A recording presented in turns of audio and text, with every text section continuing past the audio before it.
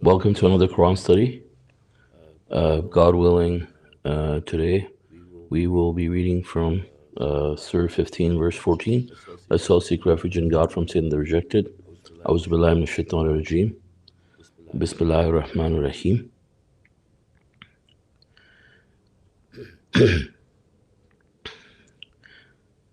Even if we open for them a gate into the sky through which they climb, they will say, "Our eyes have been deceived. We have been bewitched."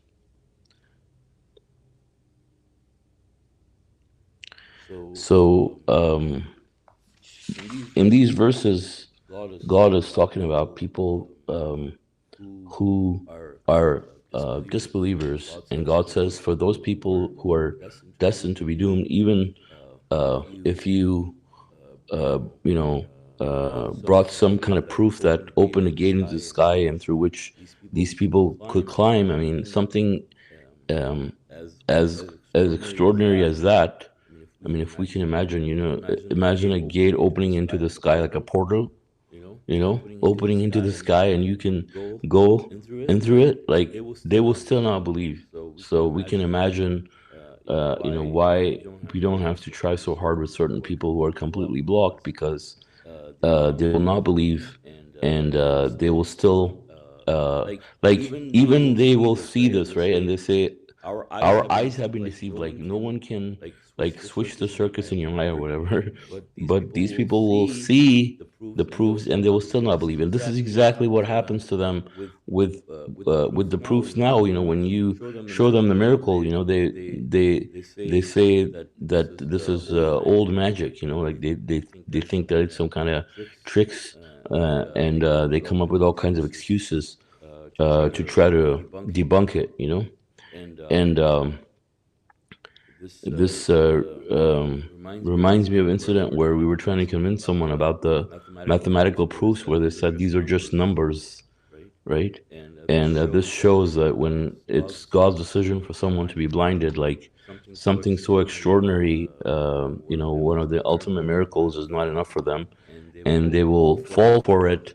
They will fall for the lies of other people, even if they were coming from the other disbelievers, which shows to us that everything is in God's hands. So God willing, I'll continue reading. It says, verse 16: We placed galaxies in the sky and adorned it for the beholders, and we guarded it against every rejected devil. If any of them sneaks around to listen, a mighty projectile will chase it back.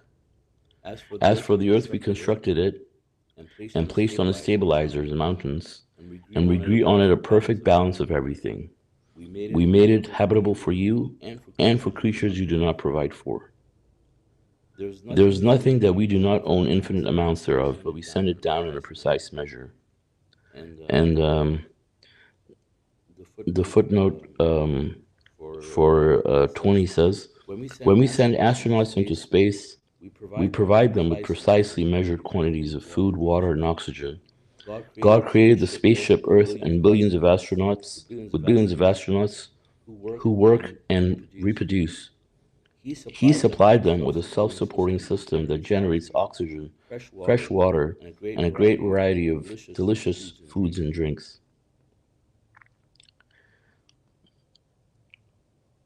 Mashallah. So we can see that, God is talking about how He has created a perfect balance of everything. All these creatures that are spread across all the different continents of the world. I mean, how did they get there? For example, you have ants in every we have ants here now in the house.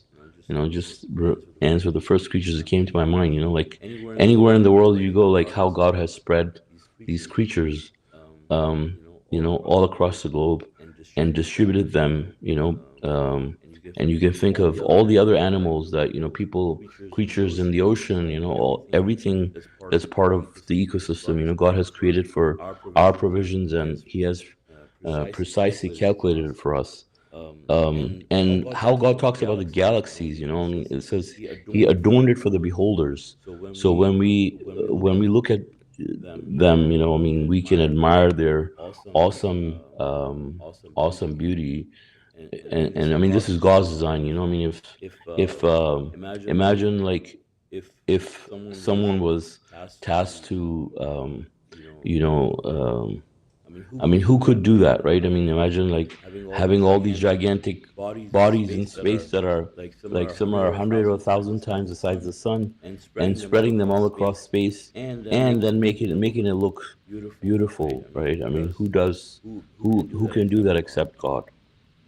And these are proofs. And God says He made it habitable for you and for creatures you do not provide for, right? And so He made it habitable for us by providing things like oxygen, water, food, and I like how the messenger of the covenant, you know, gives the example of astronauts in space and how he created this Earth, and you know, this spaceship itself is a self-sustaining ship that produces its own pasture, produces everything, you know, that you do not need to have your food brought in from like outer space or something, or anything like that. You know, it recreates, recycles, decomposes, and regenerates everything. You know, so this is God's perfect design. And God says, "There's nothing we do not own infinite amounts thereof, but we send it down in a precise measure." Right. So obviously, for God, you know, people are worried about things getting instinct, things getting extinct, and you know, they think that things will you know, be catastrophic. You know, but of course, God is the one who provides everything, and He's the one who will continue to provide for us, you know, based on whatever our share is in this world. In verse 22, and we send the winds as pollinators and cause water to come down from the sky for you to drink. Otherwise, you could not keep it palatable. It is we who control life and death, and we are the ultimate inheritors. And we fully know those among you who advance, and we fully know those who regress. The Lord will summon them. He is the most wise, the omniscient. And yeah, so I mean, God sends the wind as pollinators. So imagine if we didn't have the winds to pollinate them, you'd have to hire people, you know, to pollinate these plants and allow for fruits and things like that and crops, right? And we could not do that. And God created, for example, the winds. God created the bees, and God allowed these you know, plants to have, you know, these mechanisms that support this type of pollination. For example, God created the wind as pollinators, but then God also allowed those seeds to be light enough to float with the wind. You know, God gave it like feathers, like just like wings, so they almost fly themselves to wherever God wants it to go. You know, and how this is subhanallah, God's amazing design. And God says He created life and death, and God says that He knows exactly who advances and who regresses as far as you know, our eternal life is concerned. And God says He's the ultimate inheritor, so everything belongs to God. I mean, of course, um, God is in full control of everything, and He has full knowledge of everything around Him. He's the most wise and the omniscient. Verse 26, the human race. We created the human being from aged mud like the potter's clay. As for the jinns, we created them before that from blazing fire. Your Lord said to the angels, I am creating a human being from aged mud like the potter's clay. Once I perfect him and blow into him from my spirit, you shall fall prostrate before him. The angels fell prostrate, all of them, except Iblis, Satan. He refused to be with the prostrators. He said, O Iblis, Satan, why are you not with the prostrators? He said, I'm not to prostrate before a human being whom you created from aged mud like the potter's clay. He said, therefore you must get out, you're banished. You have incurred my condemnation until the day of judgment. He said, my Lord, respite me until the day they're resurrected.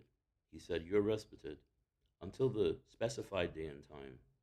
He said, my Lord, since you have willed that I go astray, I will surely entice them on earth I will send them all astray, except those among you who except those among your worshippers who are absolutely or devoted absolutely to you alone. He said, "This is a law that is inviolable. You have no power over my servants. You only have power over the strayers who follow you, and hell awaits them all. It will have seven gates. Each gate will get a specific share of them. As for the righteous, they will enjoy gardens and springs. Enter therein peaceful and secure. We remove all jealousy from their hearts. Like one family, they will be on adjacent furnishings. Never will they suffer any fatigue therein. Never will they be evicted therefrom. Inform my servants that I am the forgiver most merciful, and that my retribution is the most painful retribution."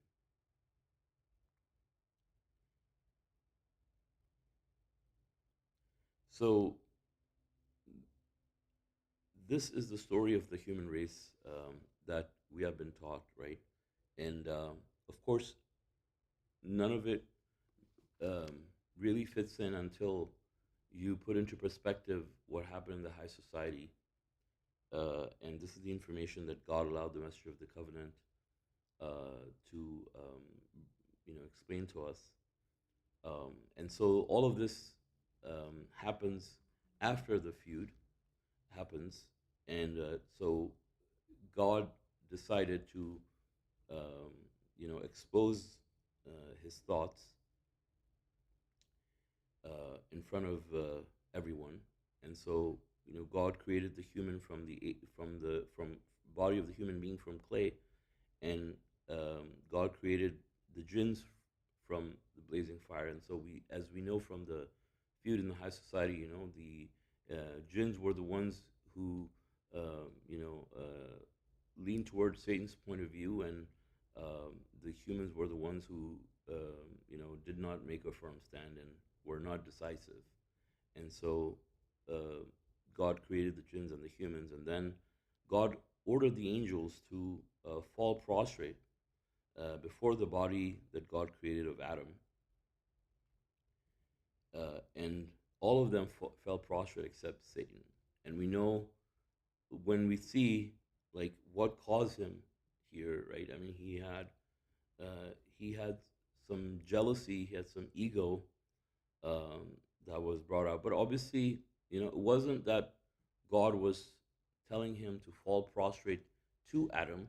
God was calling him to fall prostrate before God, uh, because God is the one that created it, right? And he was honoring God by prostrating, not Adam, right? But this was the ego that caused Satan to feel that he should refuse to do that, right? And of course,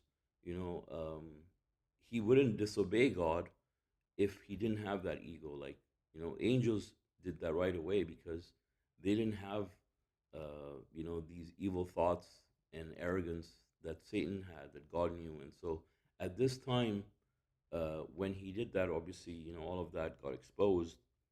And he said, I'm not to prostrate before a human being whom you created from aged mud like the potter's clay, right? Um, so I mean, this shows to us, the Satan was arrogant and also, ignorant in the fact that, obviously, if uh, he reflected and understood, um, you know, that God was the only Lord and Master. Obviously, with his arrogance getting in the way and wanting him to believe that he could be a god, he would have fell prostrate, because you wouldn't have that ego, if you didn't believe that you were someone, right? I mean, like if I tell you to prostrate before a table or a cat or whatever, I mean, you wouldn't feel like, oh, I'm better, because you thought you're somebody that is better than anything, right? And that's where the ego comes in, right? Like when you think that you are someone, or you're better than others, in the way that Satan thought, right? And this sort of mentality also is reflected in us, from our gyms, like when human beings have these kind of ideas. And we can certainly see that showing up in different ways in people. People think that, for example, their nationalities are better. Like people, if they, let's say they are from Iran or something, or they're from Pakistan, or they're from Turkey, or whatever country they're from. And they think, oh, my people from my area are better. We were these amazing warriors, or we were these emperors or whatever, or we are superior in some way, like white people thinking something, or black people thinking a certain way, or it could be a race, it could be national origin, it could be also based on religion, for example, like the Jews thinking that they're the best, right? And so all these things show a type of arrogance that people have, and obviously that brings all kinds of negative emotions in people, like jealousy and anger and resentment and stuff like that, right? And and so for Satan not to do that, for Satan not to fall prostrate before Adam, showed his refusal to obey God, and showed that he could not kill his ego in just accepting that God created Adam from clay, and he was supposed to fall prostrate. Um, and so God says, therefore you must go down. You have incurred my condemnation until the day of judgment. And then the exchange of dialogue that happened, that took place between Satan and God, shows how much Satan hates us, right? I mean, how much of an enemy Satan is. He vowed to God that um, I will skulk for them on your right path.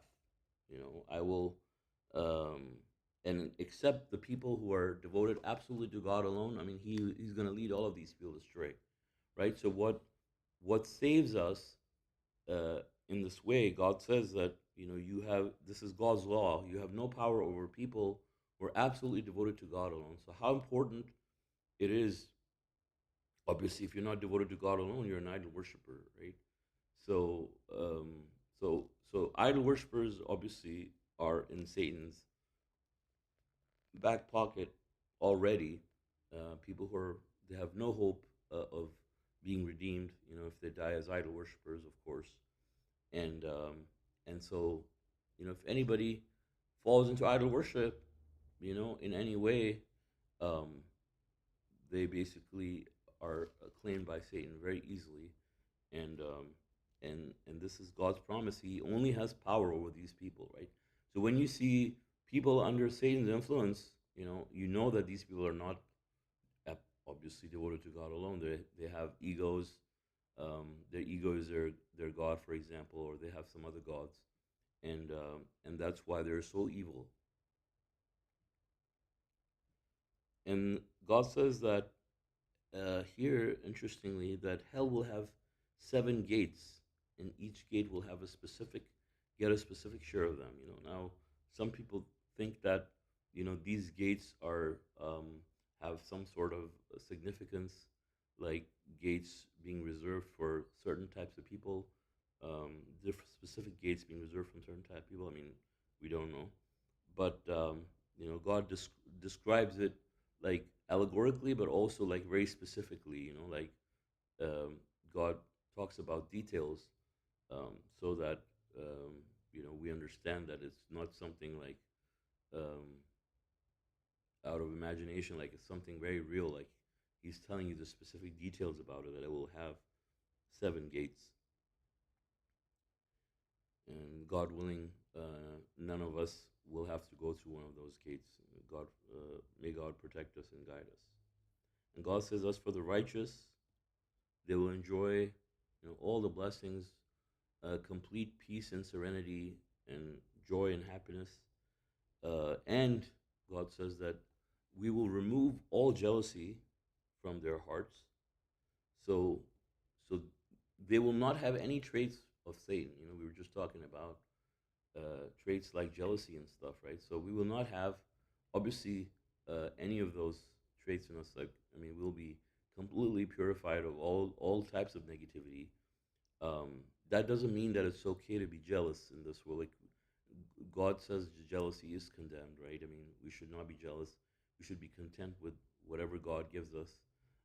So ideally, we shouldn't have jealousy in this world either, right? But people will get jealous every now and then, and obviously, for believers, it's not a righteous trait to have. I mean, if you feel those things, like, obviously they're coming from your companion, or coming from your own ego, and you need to uh, sort it out, and talk yourself out of it, because it's not a healthy thing.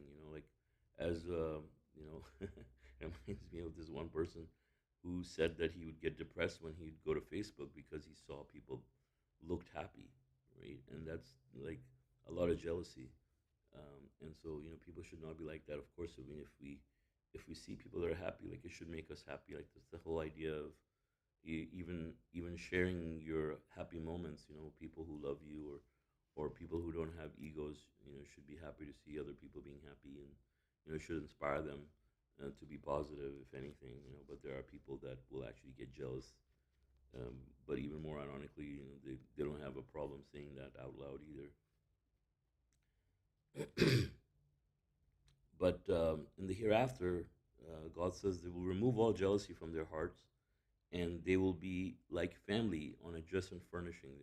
You'll have your companionship also. You'll have your spouses, you'll have your righteous people among your family members, your brothers and sisters in submission. I mean, you'll all be neighbors together in the hereafter. And this is amazing, because none of the disbelievers will get none of that. As much as they can enjoy each other's company and scheme together and do bad things together, in the hereafter they will become each other's enemies, and they will curse one another, and beat one another. And to make it even worse, like, they will be there with their jinns, like, the demons, that the devils that were their companions in this world, the most wicked among them, would also be there, and fighting with them. Imagine, like, spending 10 days, let's say, in a place where everybody's your enemy. And people are just, it's like, being in a mental hospital, right? I mean, imagine, can you live for 10 days, like, in a mental hospital where everybody's cursing each other and beating one another? After 10 days, I mean, you're just basically going to lose your mind too. And so just imagine being in a place like that alone, like, minus all the torture and everything else. Like, I mean, if there was no torture in hell, and you just had these people, constantly for eternity cursing and fighting and beating each other up, you can't be in that environment, right? I mean, um, who that would be hell in itself, right? But on top of everything else, I mean, you can pile up all the torture that God talks about. For example, people being confined in iron pots, and hot liquid poured on top of them, that the and things that they eat, for example, bitter foods that will melt their insides. All these things, if you think about, obviously, I mean, it is really sad that someone would choose that life over the life of perfect happiness in this world, and complete joy and happiness in the hereafter. And what do you have to do? I mean, all you have to do is turn to God. Submit, really. Kill your ego and submit to God, um, and let go of the arrogance, and the ego. And God says they will not suffer any tiredness, any fatigue. They will never be evicted. It's going to be their eternal abode forever. And God says that we shouldn't, um, we shouldn't despair of His mercy either, right? I mean, God says He is the forgiver, most merciful, right? And so we should be hopeful. We should not, um, we should not be thinking like we're going to paradise, that paradise is reserved for us, for example. We should not have that attitude. But at the same time, like, we should not thinking that we cannot go to paradise, that is something completely unachievable. For God, everything is possible, and God is forgiver, most merciful. And yes, um, we are weak creatures, but God is the one who has His mercy, and He's the one who gives the guidance, and He's full of forgiveness. If He sees us, doing our part, He sees us sincerely making the effort. You know, that's that's something that I think will go a long way. God being forgiver, most merciful. Knowing that you're doing your best. You're not trying to. You're not just like taking it casually and being complacent in your submission, and you're actively struggling with your jinn in your life. Trying to be on the right path. That God will actually help you, and He will give you opportunities that will help you grow your soul, give you opportunities, for example, to strive and do things in the cause of God, give you the means to do righteous works, right? Gain credit. On the flip side, people who are evil, God encourages those people on the paths that they have chosen to follow. Now, nothing bad comes from God, and God never advocates evil, right? But people who choose to be evil, God says He will encourage them in that direction. Obviously, that obviously after given the fact that they have the guidance, they have the message, right? So if they choose to disregard the message, then as long as they're okay with their destiny, of course, then God will let these things, be their uh, final destiny, uh, because He is also just, on top of everything else. So if someone has lived a life where they have sacrificed, all of the things of this world just to be with God, and including like temptations or lusts or other things that obviously take them away from God, and they have spent their days and nights remembering God, obviously they're going to be rewarded, without any injustice, right? And God's system is fair and just for everybody. So that holds true. I mean, there's no nepotism or anything like that, obviously, either, right? But God is forgiver, most merciful for all the people, right? I mean, He has a standard that is very generous, which applies to everybody, right? I mean, if obviously, if if God's justice and His generosity and forgiveness apply to a certain group of people, then that would be unfair, right? But God, but God is forgiver, most merciful. His standard is applicable to all, and that makes it just, right? And God says, like, for example, when you commit one sin, it's a one negative point, let's say, right? And if you commit one good deed, it's like plus 10, right? And then still people end up being in the negative, right? And so obviously they're going to go to hell, right? Even though God is so just and so merciful, people abuse that, and then naturally they insist on going to hell, and they end up in hell. So much so that most of the people end up going to hell because they can't stop committing idol worship, right? I mean, this is the thing that makes this test difficult for people, that they underestimate, that thinking that they can make it, right? But not being an idol worshiper is something that's very difficult for them. If it's not Jesus or Muhammad or other things, like there's so many other gods that people have that causes them to go off the path. Verse 51: Angels visit Abraham and inform them about Abraham's guests. When they entered his quarters, they said, "Peace." He said, "We are apprehensive about you."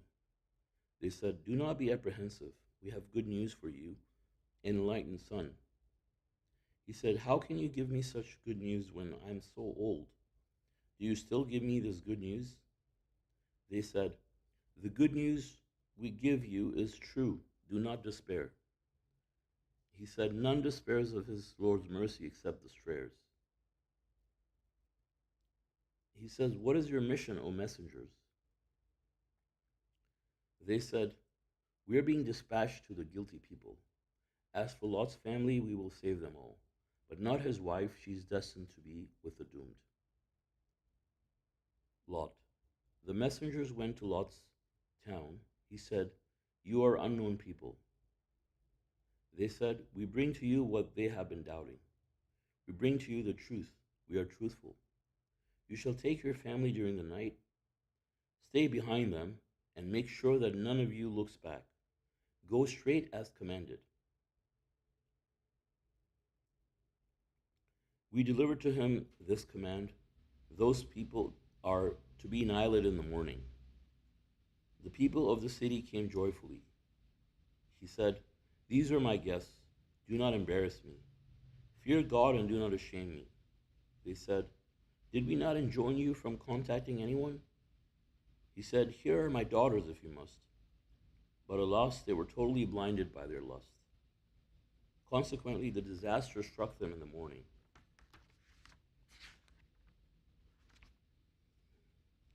So these are the verses that where God talks about the history of people of Lot and Abraham, and another one of those verses where God talks in a lot of detail about Abraham and his relationship with God and everything that was communicated to him.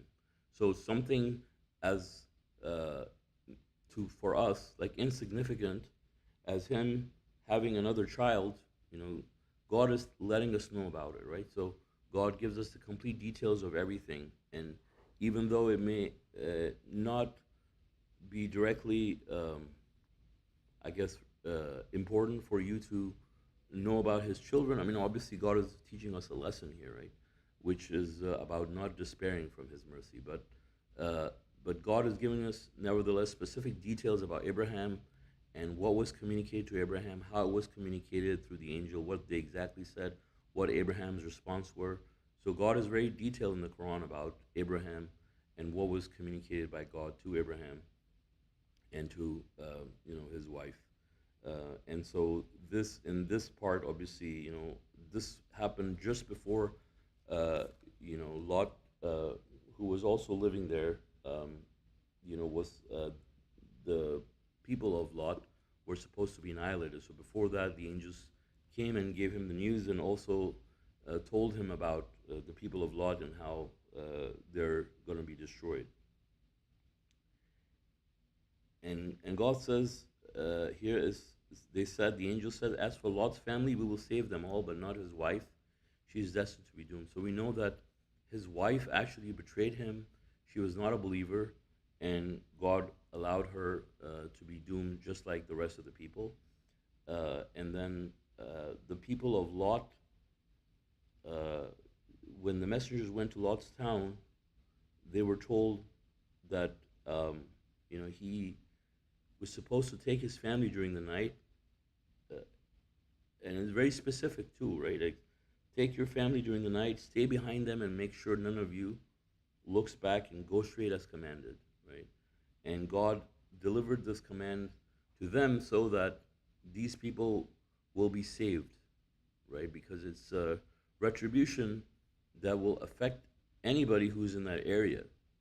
So it doesn't make sense for him to stay in this area that where everybody's going to be annihilated, right? So even though you have angels that can pinpoint stuff, right? But it's a catastrophe that's going to affect the entire area, and God says the disaster struck them in the morning.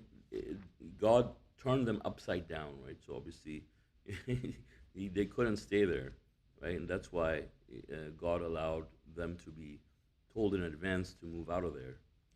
And I think this would be this. This is why also we are getting to learn about the smoke because we have to prepare for it before it actually happens, right? So if people are going to be affected by it, it makes sense, for example, for God to let the people who deserve to be saved and not be affected by it, to have heads up so that they can be in a safe place. And so the people of Lot, I mean, they were really bad, and I mean, they were the first community who practice homosexuality. And despite all these, all these accounts of clear, elaborate, examples with detail on Lot and his people, I mean, it is unfortunate that we still, see people practicing homosexuality to the point that you have, people in all religions, Christianity, Judaism, even now Islam, you have homosexual, or gay-friendly mosques, churches, where they don't condemn homosexuality, where they say good things about it, and they think, yeah, it's okay. You people say we were born this way, and all kinds of stupid things to justify this, and obviously attributing bad things to God. I mean, we had this one incident where this one person, was claiming that you could be a submitter and have these kind of tendencies, and then there were some people that promoted, that what I would say, like, that were kind of responsible in promoting these ideologies among submitters, right? And we see the result now a couple of years later, and I wasn't surprised that they were citing those things that were said, like uh, I mean, don't want to name names here specifically, right? But people who call themselves submitters, wrote such, I guess, blasphemous things about God, implying that God would make people do these things in a way, like, God would create people this way so that they would do these things. So we know that nothing bad comes from God, and we know God is the most just. Like, God will, and it would be unfair of God, for example, to make some people in a way that who forces them to commit these acts, right? I mean, God doesn't do that. And as far as the Quran is concerned, the Quran is very clear on homosexuality and what it is. It is just sinful act, and people get accustomed to their evil things, just like they get accustomed to all other kinds of sins, right? Like, for example, even the people who are pedophiles, right? Pedophiles are very popular these days. Everybody's talking about pedophilia because it is really in the news and everything. But even pedophiles are, saying, they say that they can't help themselves, and that they say that they found some gene or whatever. I mean, they have all these bogus studies, which anybody can do, and they can really confuse people, if you're not sincere. Now, all the things that they said, for example, about homosexuality, for example, scientists came out and they said there are these things like gay genes and stuff, proved out to be all false. Many years, it has been years that those things have been debunked, right? And yet this person was holding on to that as well as the things that the other submitters have said, so-called submitters had said, right? Now, actually, if you read this book, I'll just say this. So, read this book by Lisa Spray. She's talking about women in Islam, and for no rhyme or reason, all of a sudden she starts talking about this uh, gay lesbian submitter, I suppose. And it's been a while. Like, I haven't read it again, but the gist of it was, something along the same lines as what these people were saying, that you can be lesbian and still be a submitter in some way if you don't practice it or whatever. And then other people repeating it, right? And so we know that there's no such thing. And if you ever hear things like that, know that these are all lies, these are all conjecture, and all those theories that they've been promoting about, people being born that way and people having genes that make them susceptible and stuff like that. I mean, There's no such thing because they even did research studies on twins, identical twins, who had the same genetic makeup, but they were one of them was, homosexual and the other one wasn't. So it's an active choice that people make when they do these things, and and then they try to promote it by these things and make people want to believe with them. And so how we're supposed to handle that when we come across these types of people is we're supposed to talk them out of it, right? So obviously, in order to talk them out of it, you have to be uh, uh, cordial with them in a way that they are apt to listen to you. Of course, if you just start condemning them and stuff like that, obviously they're not going to listen to you.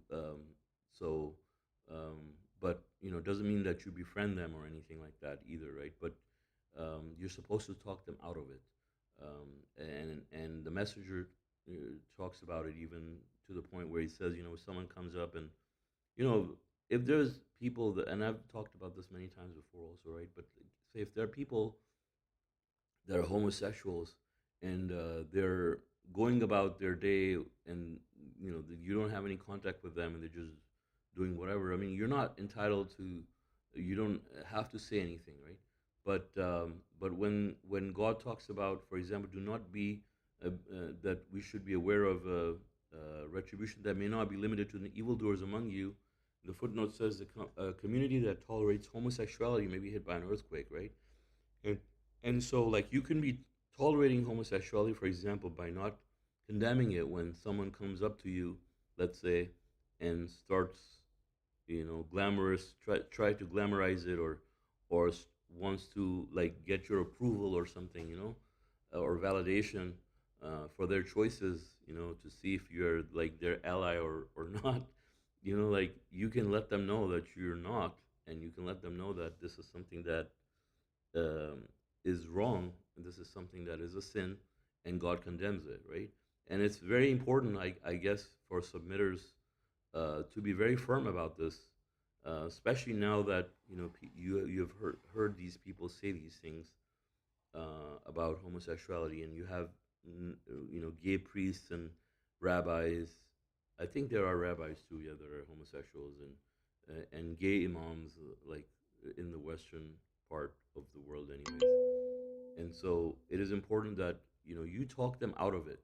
You let them know that this is wrong. If you imagine if someone comes and does these things and says these things to you, and you don't say anything, right?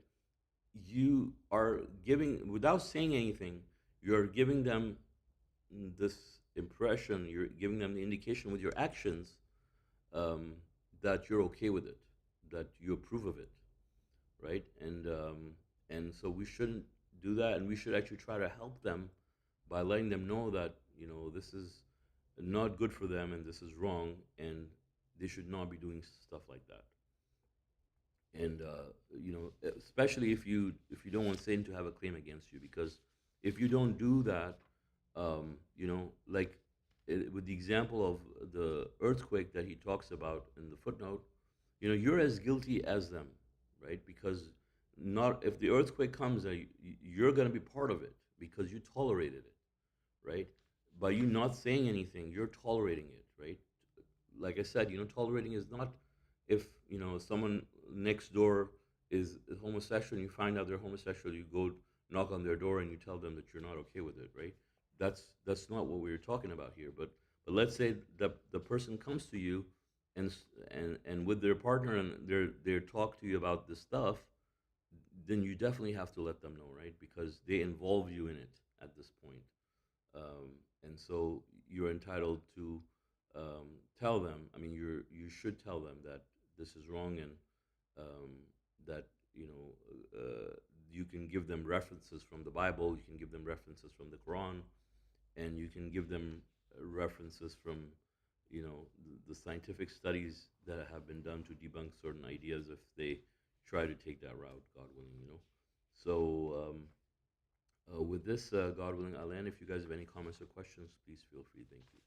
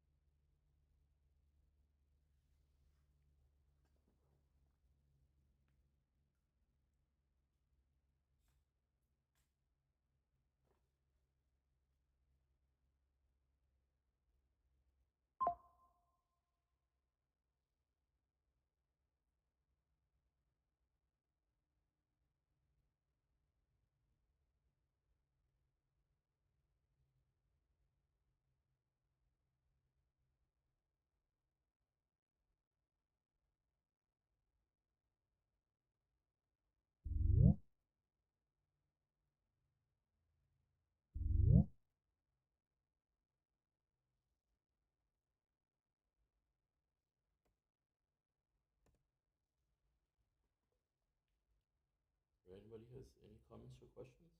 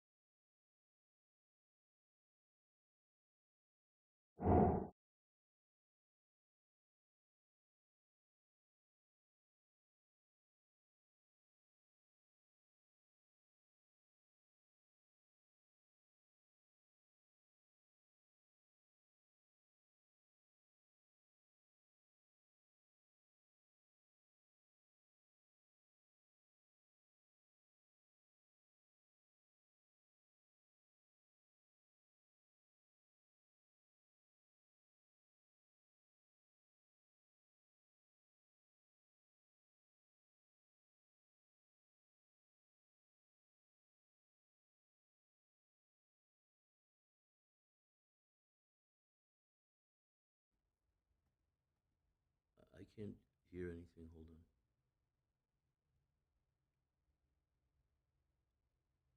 Are you talking?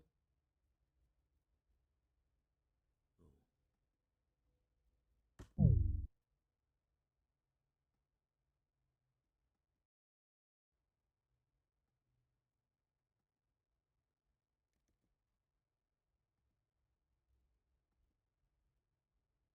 Okay, yeah, it's a problem here I have on my side.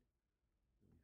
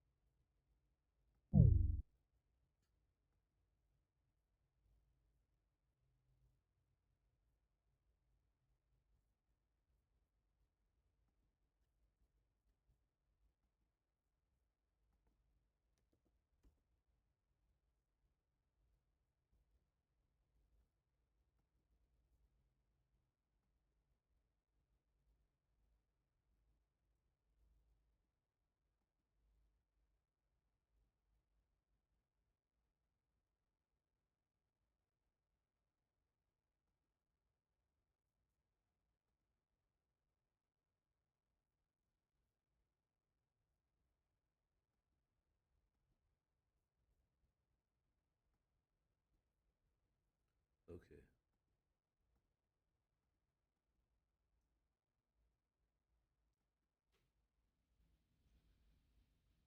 Okay. John, can you try talking now?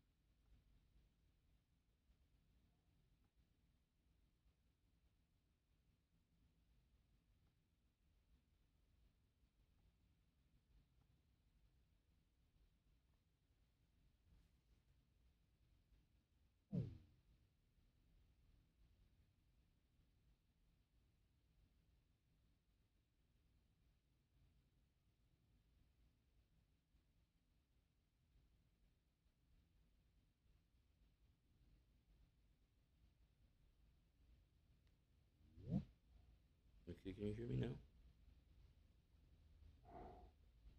Okay. Okay, I got you back. Okay. MashaAllah. All right. Yeah, it's weird. Let me. So I still can't hear you guys on Huh. the computer. That's an issue. So all all of a sudden it stopped the video. I mean the sound for everyone else. Okay, that's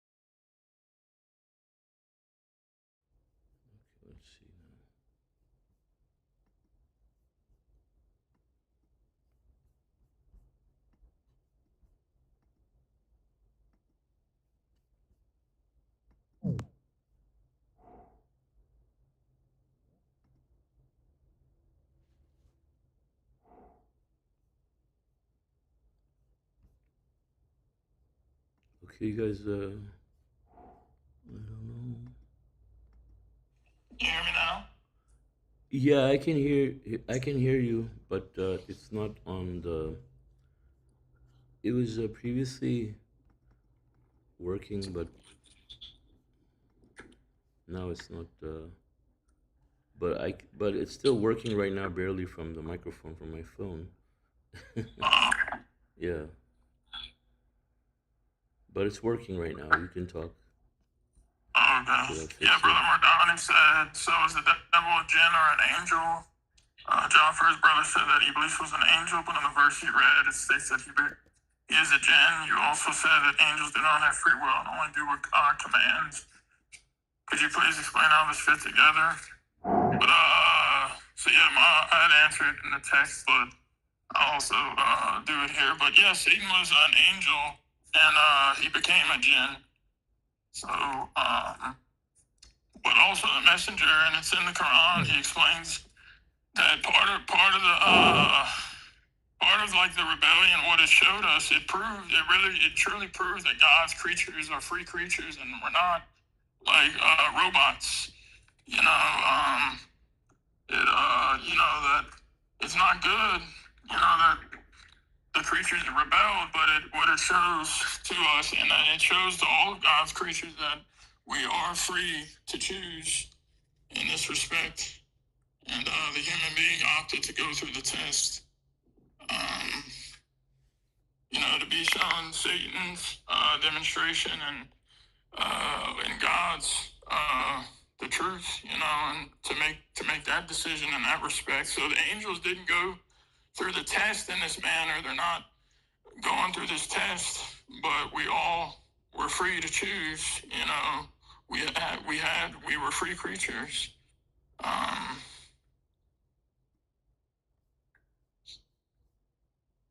hope this makes sense if somebody else wants to. Mm-hmm. But I'll be right back. God willing, in like 5 minutes. Mm-hmm.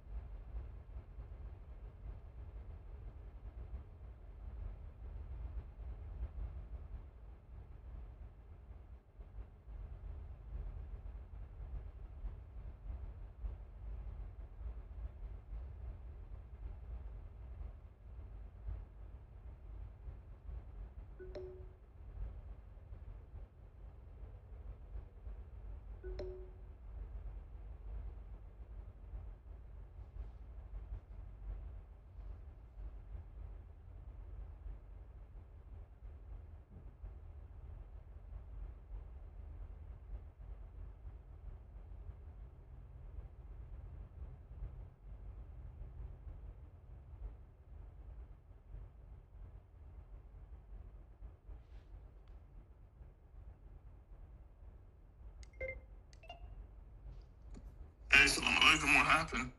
Nothing happened. Where is everybody? I think they all left. Why? What happened to the studying? uh, no, I don't know why Mardani and Jaffer left, but it was getting late for Huda. She had to go. Is it still streaming? Yeah. Oh, okay.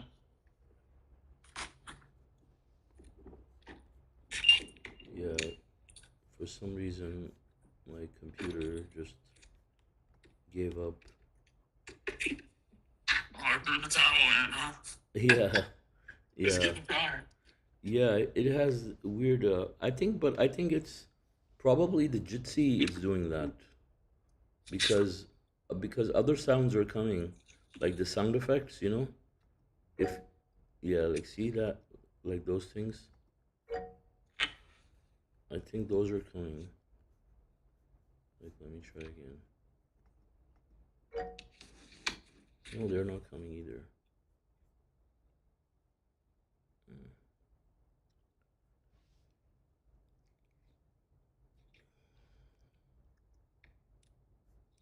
Yeah. So, anyways, do you have any comments or questions? No, I think I made them. I think I'm good. Okay. Okay, I guess so. Thank you all for joining us.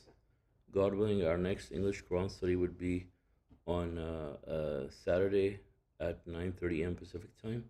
God bless you all. Assalamu alaikum. God bless. Salam.